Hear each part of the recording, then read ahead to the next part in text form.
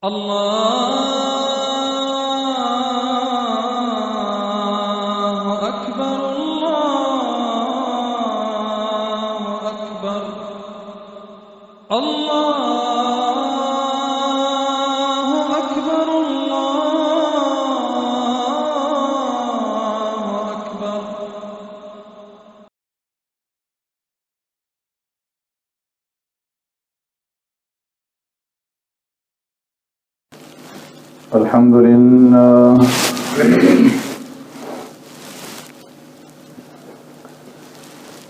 الحمد لله نحمده ونستعينه ونستغفره ونؤمن به ونتوكل عليه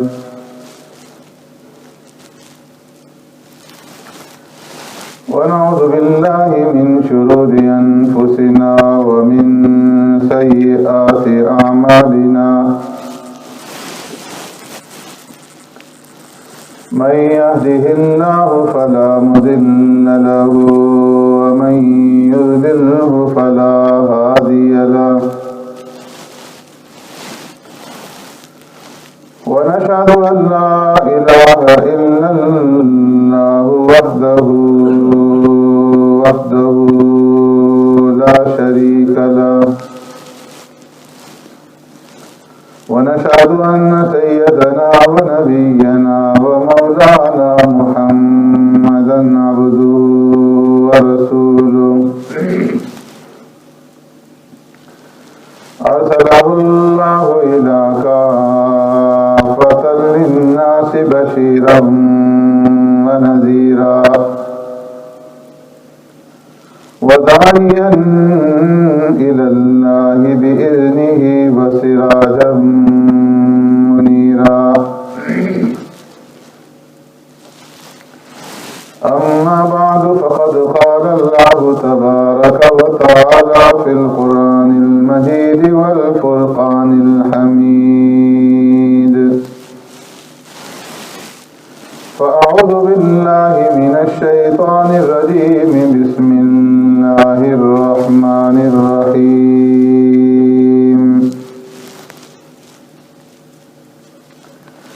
الذين ينقضون عهد الله من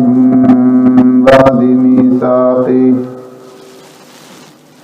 ويقطعون ما أمر الله به أن يوصل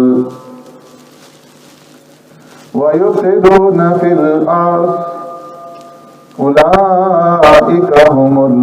الخاسرون. كيف تكفرون بالله وكنتم أمواتا فأحياكم ثم يميتكم ثم يحييكم ثم إليه ترجعون. صدق الله مولانا العظيم. يا رب صل وسلم دائما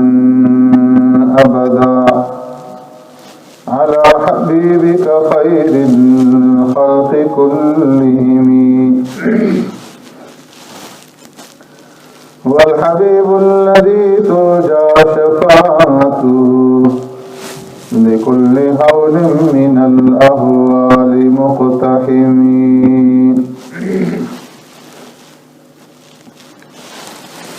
الذين ينقضون عهد الله،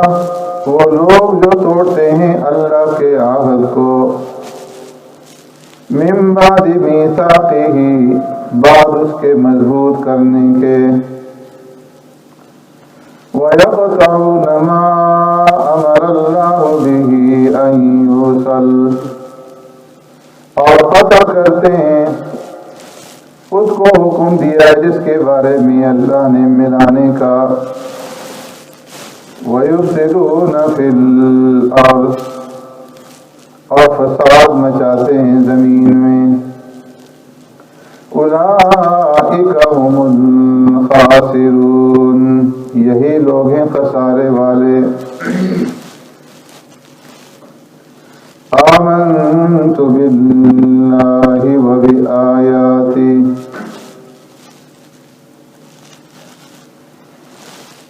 میرے محترم دوستوں، بزرگوں، بھائیوں،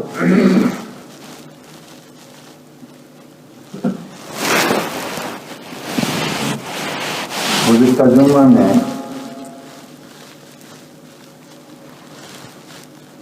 اس سے پہلی والی آیت آپ حضرات کے سامنے بیان کی گئی تھی کہ اللہ رب العزت نے قرآن کریم کے اندر جو مثالیں بیان فرمائی ہیں، ان مثالوں کے بارے میں اہل ایمان کا یہ اعتقاد ہے کہ یہ رب کی طرف سے حق اور سچ ہے، اور جو کافر لوگ ہیں وہ ان کے اوپر اعتراض کرتے ہیں. تو ان مثالوں کی وجہ سے اللہ رب العزت بہت سو کو ہدایت عطا فرماتے ہیں اور بہت سو کو گمراہ کرتے ہیں. جو ان کے اندر غور و فکر سے کام لیتے ہیں اور انہیں رب کی طرف سے حق اور سچ سمجھتے ہیں، ایسے لوگ تو ہدایت پا جاتے ہیں. اور جو ان مثالوں کے اوپر اعتراض کرتے ہیں اور غور و فکر سے کام نہیں لیتے اور اس کا انکار کرتے ہیں، تو ان کا یہ انکار ان کی ضلالت اور ان کی گمراہی کا سبب بن جاتا ہے. اور جو لوگ گمراہ ہوتے ہیں انہیں فاسق کہا جاتا ہے. اور فاسق کا معنی بھی عرض کر دیا تھا کہ جو اللہ کی اطاعت سے نکلنے والا ہو، خروج کرنے والا ہو. اب اللہ رب العزت دوسری آیت میں فاسقین کے اوصاف کو ذکر فرما رہے ہیں، اور ان میں سے پہلا جو وصف ذکر کیا الذین ینقضون عہد اللہ من بعد میثاقہ، کہ اللہ کی اطاعت سے نکلنے والے اور اللہ کی نافرمانی کرنے والے یہ فاسق لوگ کون ہیں؟ کہ جو اللہ سے کیے ہوئے وعدے کو توڑ دیتے ہیں. اللہ سے وعدہ کیا کہ اے اللہ ہم تیری عبادت کریں گے، تجھے اپنا خالق اور مالک جانیں گے اور تجھے ہی کرتا دھرتا اور سب کچھ سمجھیں گے. اس کی ربوبیت کا، اس کی الہیت کا، اس کی خالقیت کا اقرار کیا، اور پھر اس اقرار کرنے کے بعد اس اقرار سے منہ موڑ لیتے ہیں، روگردانی کرتے ہیں، اس کو توڑ دیتے ہیں.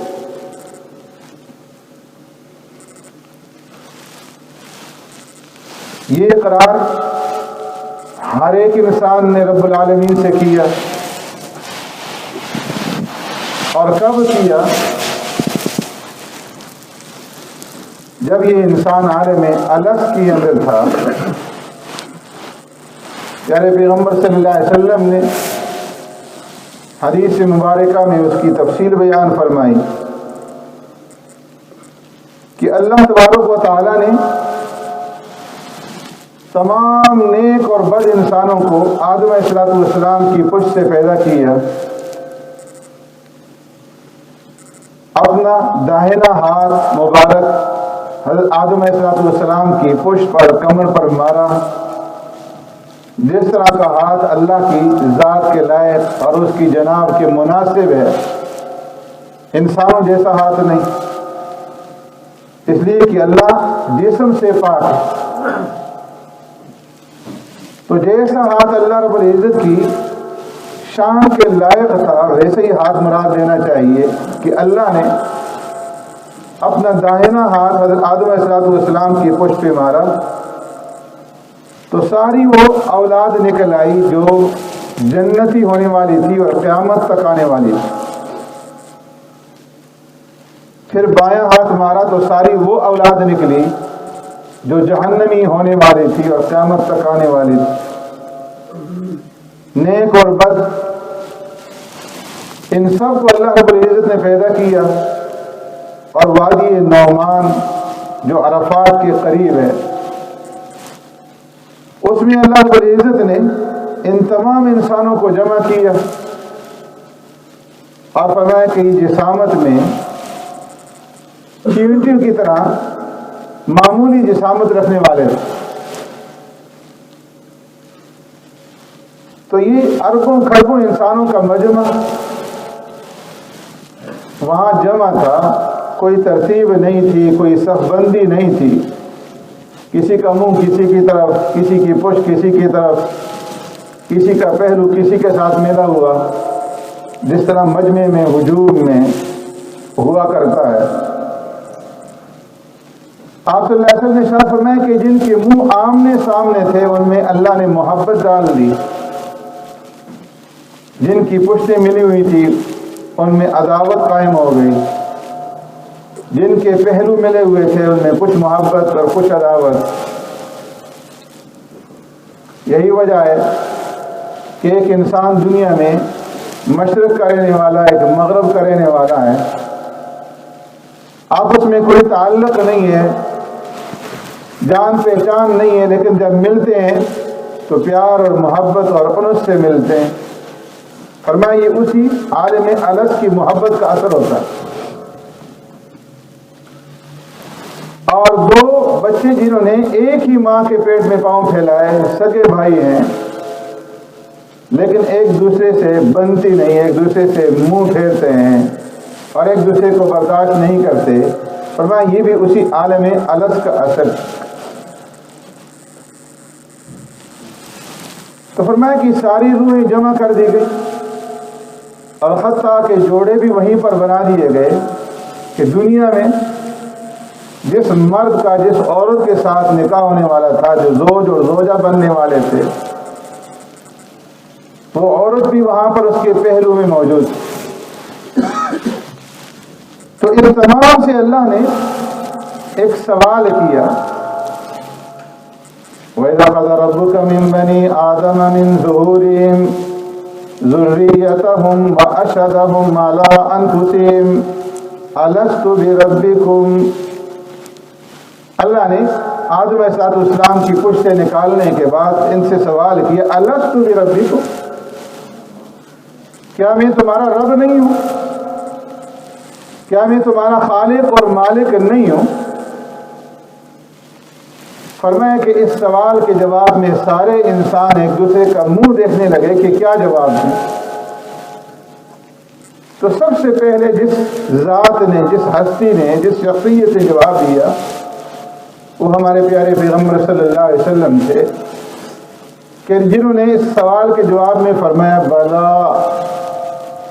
اے اللہ یقیناً آپ ہمارے رب ہیں۔ اور آپ صلی اللہ علیہ وسلم کے اس جواب پر انبیاء علیہ السلام بول پڑے اور ان کی زبان پر جاری ہو گیا بلا بلا، اے اللہ آپ ہمارے رب ہیں، خالق اور مالک۔ اور انبیاء علیہ السلام کے بولنے پر ساری انسانیت کو یہ تعلیم پہنچ گئی،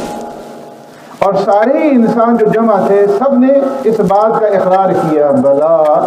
بلا بلا، اے اللہ آپ ہمارے رب ہیں، خالق اور مالک، آپ ہمارے الہ ہیں۔ تو اللہ نے ان سارے انسانوں سے اس بات کا عہد لیا، سب نے اللہ کی ربوبیت کا، الہیت کا اقرار کیا، اور اس اقرار کے بعد اللہ رب العزت نے سارے انسانوں سے یہ کہا شہدنا ان تقولوا یوم القیامت انا کنا عن ھذا غافلین، کہ آج تم نے اس بات کا اقرار کر لیا ہے کہ ہم تمہارے الہ ہیں، اب اس اقرار کے اوپر قائم رہنا، اور کل قیامت کے دن یہ نہ کہنا کہ اللہ ہم تو غافل تھے، انا کنا عن ھذا غافلین، ہم تو بے خبر تھے، ہمیں تو آپ کے الہ ہونے کے بارے میں کسی نے بتایا ہی نہیں۔ اس لیے آج تم سب نے اقرار کر لیا اور یہ بھی فرمایا کہ اللہ نے اپنا جمال بھی دکھلایا سارے انسانوں، اپنی محبت بھی انسانوں کے دل کے اندر ڈال دی،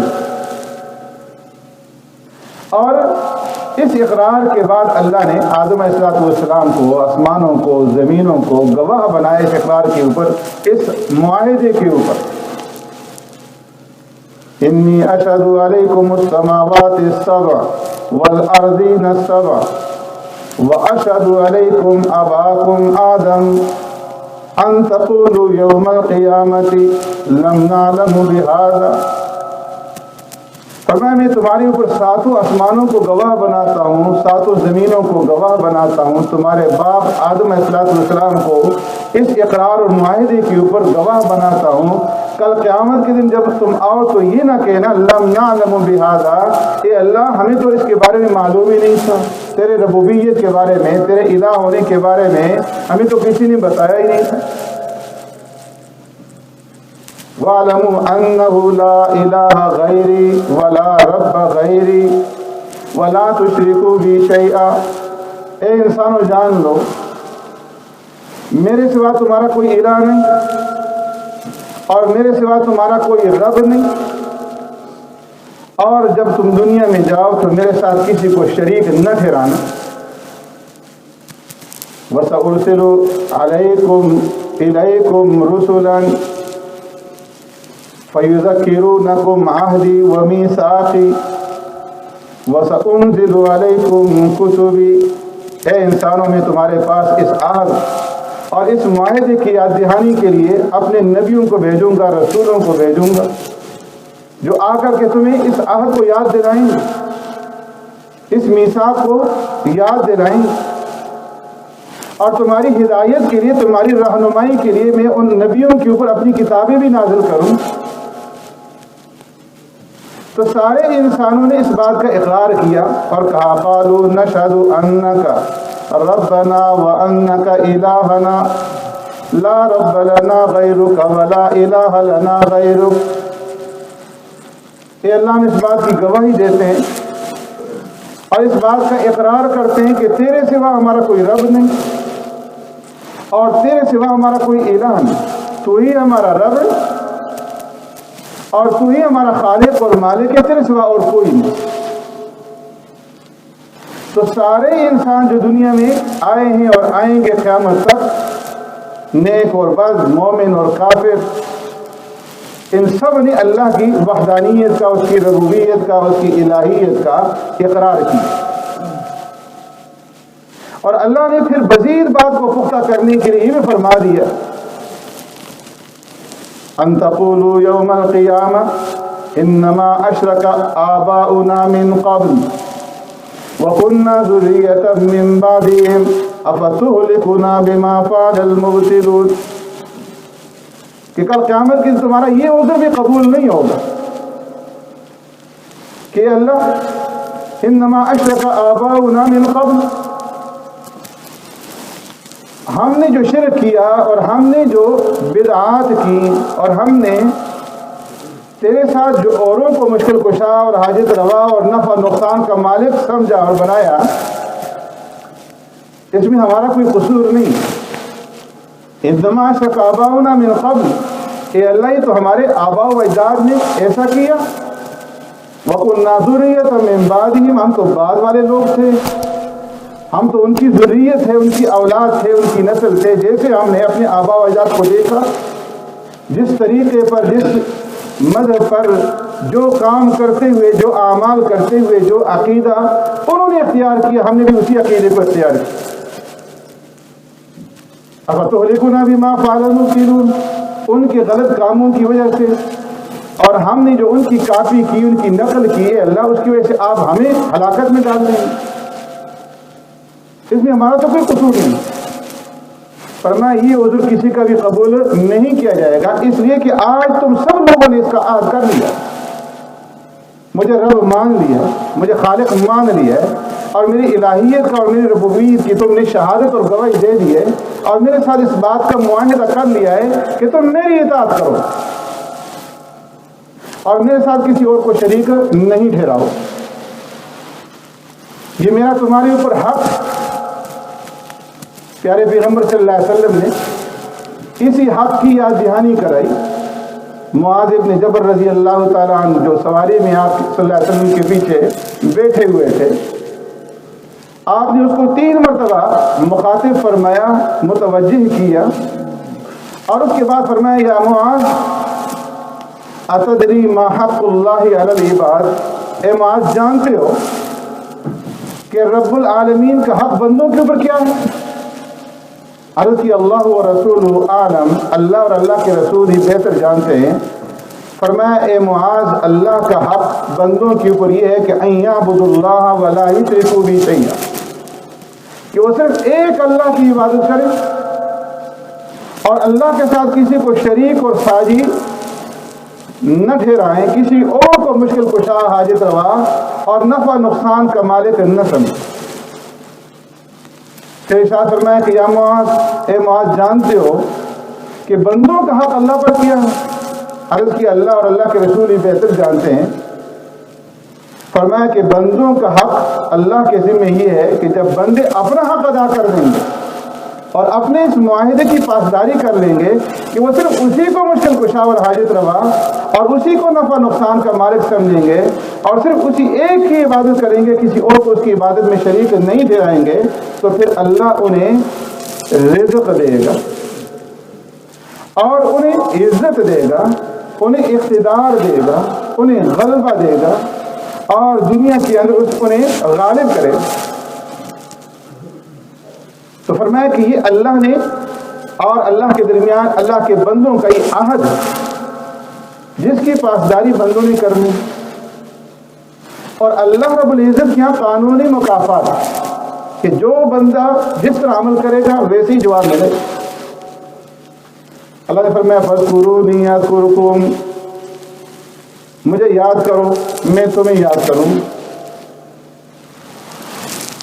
اور فرمایا کہ من احب لقاء اللہ احب اللہ لقاءہ، جو بندہ یہ چاہتا ہے کہ میں رب سے مل جاؤں، رب کی محبت اس کے دل کے اندر موجود ہے، وہ یہ چاہتا ہے کہ موت آئے اور میں اپنے رب سے جا کر مل جاؤں. احب اللہ لقاءہ، اللہ بھی یہ چاہتے ہیں کہ میرا بندہ یہ کب میرے پاس آ جائے. اللہ اس سے محبت کرتے ہیں اور اللہ بھی یہ چاہتے ہیں کہ یہ بندہ جلد سے جلد میرے پاس آ جائے اور مجھ سے مل جائے.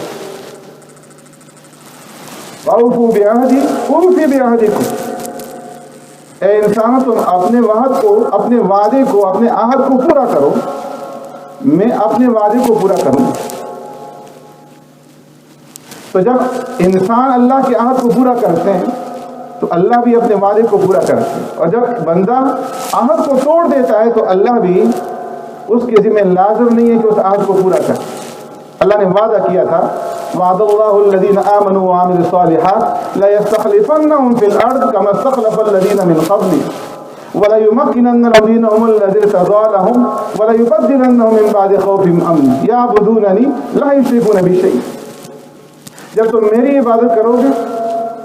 اور میرے ساتھ کسی کو شریک نہیں ٹھہراؤ گے تو میرا تم سے پھر یہ وعدہ ہے لَيَسْتَخْلِفَنَّهُمْ فِي الْأَرْضِ، میں تمہیں زمین کے اوپر عزت دوں گا، اقتدار دوں گا، غلبہ دوں گا، جس طرح تمہارے پہلے آباء و اجداد کو دیا، اور تمہاری بدامنی کو، بے سکونی کو سکون سے اور امن سے، بے چینی کو چین سے تبدیل کر دوں گا. تمہیں عزت دوں گا، اقتدار دوں گا. لیکن جب بندوں نے اس عہد کو توڑا تو آج پریشانی پریشانی ہے، مصیبت ہی مصیبت ہے. جب ایک کو چھوڑ دیا اور 50 کے سامنے جھک گئے، ایک کو رب نہ بنایا اور ہزاروں کو رب بنا لیا، کبھی کسی قبر کے سامنے جھک رہے ہیں، کبھی کسی زندہ کے سامنے، کبھی کسی مردہ کے سامنے،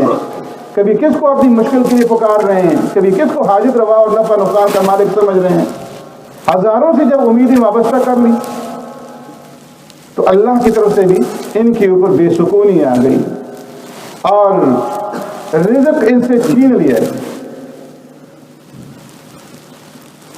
اب جو ہے ایک ایک نوالے کو ترس رہے ہیں اور کبھی ایک کے سامنے ہاتھ پھیلا رہے ہیں، کبھی دوسرے کے سامنے ہاتھ پھیلا رہے ہیں. انلزمکم وانتم لا کارہون، وعدے کی پاسداری دونوں فریق کے اوپر لازم ہوتی ہے، جب تم نے وعدے سے پھیر لیا، منہ پھیر لیا، اعراض کر لیا، تو ہمارے اوپر یہ لازم ہے کہ ہم اپنی رحمت کو تمہارے ساتھ چپکا دیں گے۔ جب تم روگردانی کرو گے تو ہم بھی روگردانی کریں گے، اور تم جب وعدے کی پاسداری کرو گے تو ہم بھی وعدے کی پاسداری کریں گے۔ اور جب صحابہ نے وعدے کی پاسداری کی، تعبیر نہیں کی، تب تعبیر نہیں کی، تو اللہ نے ساری دنیا کو ان کا غلام بنا دیا، ایسا اقتدار دیا، ایسی عزت دی کہ آج دنیا اس کی نظیر پیش نہیں کر سکتی۔ الذین ینقضون عہد اللہ من بعد میثاقہ، کہ فاسق وہ لوگ ہیں کہ جو اللہ سے کیے ہوئے عہد کو اس کے مضبوط کرنے کے بعد توڑ ڈالتے ہیں۔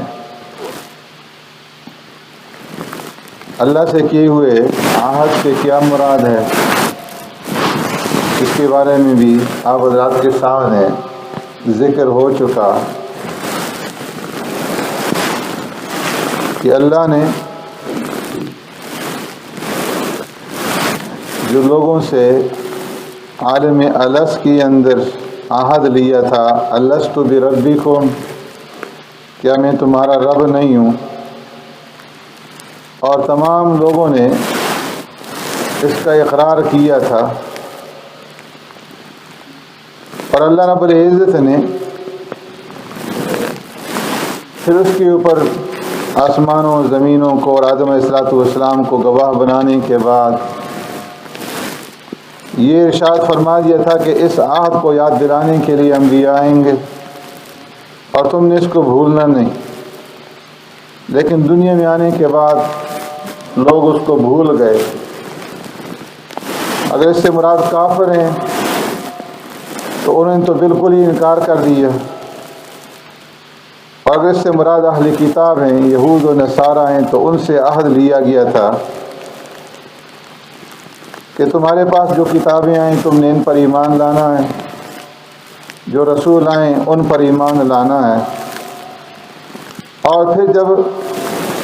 آخری رسول آئیں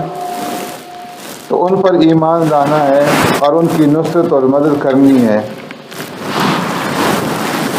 تو جن لوگوں نے اس عہد کو توڑا وہ بھی فاسقین کے اندر داخل۔ اسی طرح جو منافق ہیں کہ جو ایمان والوں کے پاس آ کر یہ اقرار کرتے ہیں کہ آمنا، ہم ایمان لائے، اور جب تنہائی میں جاتے ہیں تو کہتے ہیں ہم نے تو کفر کیا، تو وہ بھی فاسق ہیں۔ ایسے ہی فرمایا کہ جس نے بھی کلمہ پڑھ لیا لا الہ الا اللہ محمد الرسول اللہ، اس نے اللہ کے ساتھ اس بات کا عہد کر لیا کہ اے اللہ، میں تیرے احکامات کو بجا لاؤں گا اور تیرے نبی کے طریقوں کو اختیار کروں گا، تیرے نبی کے طریقوں کے مطابق اپنی زندگی بسر کروں گا۔ تو ہر ایک کلمہ گو اس کلمے کے ذریعے سے اللہ کے ساتھ عہد کرتا ہے، یہ معاہدہ کرتا ہے کہ اس کی زندگی اللہ کے احکامات اور پیارے پیغمبر صلی اللہ علیہ وسلم کے مبارک طریقوں کے مطابق گزرے گی۔ اب اگر وہ زندگی اللہ کے حکموں کے مطابق نہیں گزارتا اور نبی کے طریقے کے مطابق نہیں گزارتا تو وہ بھی اس عہد کو توڑنے والا ہے۔ تو فرمایا کہ فاسقین کی جو پہلا وصف ہے وہ یہ ہے کہ وہ اللہ سے کیے ہوئے عہد کو توڑ دیتے ہیں۔ وَيَقْطَعُونَ مَا أَمَرَ اللَّهُ بِهِ أَن يُوصَلَ، اور دوسرا وصف فاسقین کا وہ یہ ہے کہ وَيَقْطَعُونَ، وہ قطع کر دیتے ہیں اس چیز کو کہ جس کے ملانے کا اللہ نے حکم دیا ہے، جس کے جوڑنے کا اللہ نے حکم دیا ہے اس کو توڑ دیتے ہیں۔ اس سے مراد قطع رحمی ہے، اور فرمایا کہ اس سے مراد وہ حقوق ہیں جو بین اللہ و بین العباد ہیں، اللہ کے اور اس کے بندوں کے درمیان میں جو حقوق ہیں، جو لوگ ان حقوق کو توڑ دیتے ہیں وہ اس سے مراد ہیں۔ اور اس کے بارے میں بھی گزشتہ جمعہ میں عرض کر دیا تھا کہ اللہ اور اس کے بندے کے درمیان حق کیا ہے، ان یعبدوا اللہ ولا یشرکوا بہ شیئا، کہ وہ اللہ کی عبادت کریں اور اللہ کے ساتھ ذات میں، صفات میں، افعال میں، کسی چیز میں بھی اللہ کے ساتھ کسی کو شریک اور ساجی نہ ٹھہرائیں۔ پھر وَيَقْطَعُونَ مَا أَمَرَ اللَّهُ بِهِ أَن يُوصَلَ مِنْهُ، وہ تمام حقوق داخل ہیں جو بین العباد ہیں، ایک بندے کے دوسرے بندے کے ساتھ، ایک انسان کے دوسرے انسان کے ساتھ، ایک رشتہ دار کے دوسرے رشتہ دار کے ساتھ، جتنے بھی حقوق ہیں بین العباد، وہ سارے کے سارے حقوق اس کے اندر داخل ہیں۔ جو لوگ ان حقوق کو توڑتے ہیں فرمایا کہ وہ فاسقین میں داخل ہیں۔ اس لیے اللہ رب العزت نے ان حقوق کی بار بار تاکید فرمائی ہے، اور احادیث میں پیارے پیغمبر صلی اللہ علیہ وسلم نے ان حقوق کی پاسداری کا بار بار حکم دی ہے۔ ایک روایت میں پیارے پیغمبر صلی اللہ علیہ وسلم نے ارشاد فرمایا، الرحمن شجنۃ من الرحیم شجنۃ من الرحمن، فرمایا کہ جو رحم ہے، قرابت داری ہے، رشتہ داری ہے، فرمایا کہ یہ قرابت داری اور رشتہ داری یہ اللہ کی رحمت کی ایک شاخ ہے۔ اللہ رب العزت نے یہ ارشاد فرمایا ہے کہ من وصلها وصلته ومن قطع قطعته، کہ جو آدمی قرابت داری اور رشتہ داری کو جوڑے گا اور رشتہ داروں کے حقوق کو ادا کرے گا تو میں اس کے حقوق کو ادا کروں گا، اور جو رشتہ داروں کے حقوق کو توڑے گا تو میں اس کے حقوق کو توڑوں گا۔ ایک حدیث قدسی میں اللہ رب العزت فرماتے ہیں، انا اللہ وانا الرحمن خلقت الرحیم فمن وصلها وصلته ومن قطع، فرمایا کہ میں اللہ ہوں اور میں رحمان ہوں، میں نے صفت رحم کو پیدا کیا، قرابت داری اور رشتہ داری کو پیدا کیا۔ اب جو آدمی اس کو جوڑے گا میں اس کو جوڑوں گا، اور جو اس کو توڑے گا تو میں اسے توڑ دوں گا۔ کہ جو آدمی اپنے رشتہ داروں کے، قرابت داروں کے حقوق کو ادا کرے گا تو اللہ بھی اس کے حق کو ادا کریں گے، اللہ اس کو اپنا مقرب بنا لیں گے، اس سے محبت کریں گے اور اس کے اوپر اپنا فضل و کرم کریں گے۔ اور جو آدمی قرابت داری اور رشتہ داری کے حقوق کو توڑے گا، اسے ادا نہیں کرے گا تو اللہ اسے توڑ دیں گے، یعنی اللہ اسے اپنے سے دور کر دیں گے اور اپنی رحمت سے اور اپنے فضل سے اسے محروم کر دیں گے۔ ایک روایت میں پیارے پیغمبر صلی اللہ علیہ وسلم نے ارشاد فرمایا کہ جو آدمی یہ چاہے کہ دنیا کے اندر اس کی رزق کے اندر اضافہ ہو اور اس کی عمر کے اندر اضافہ ہو، اس کے رزق کے اندر برکت ہو، اس کی عمر میں برکت ہو، عمر بڑھ جائے، زیادہ ہو جائے، تو اسے چاہیے کہ وہ اپنے رشتہ داروں کے ساتھ صلہ رحمی سے پیش آئے اور قطع رحمی سے اپنے آپ کو بچائے۔ ایک روایت میں آپ صلی اللہ علیہ وسلم نے ارشاد فرمایا، لا يدخل الجنت قاطع، کہ جنت کے اندر قطع رحمی کرنے والا داخل نہیں ہوگا۔ جو اپنے رشتہ داروں کے حقوق ادا نہیں کرتا، قطع رحمی کرتا ہے، صلہ رحمی سے کام نہیں لیتا، فرمایا ایسے انسان کا داخلہ جنت میں نہیں ہوگا۔ ایک روایت میں جس کے راوی ابو ہریرہ رضی اللہ تعالیٰ عنہ ہیں، فرماتے ہیں کہ جب اللہ رب العزت نے مخلوقات کو پیدا فرمایا اور مخلوقات کی پیدائش سے فارغ ہوئے تو صفت رحم یہ کھڑی ہو گئی۔ ایک روایت میں ہے کہ اللہ کے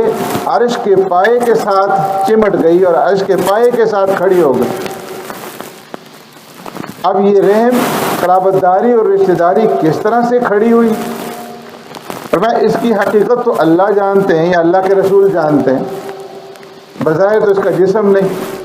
لیکن فرمایا کہ ملائے اعلیٰ میں اور آخرت کے اندر بعض ایسی چیزوں کا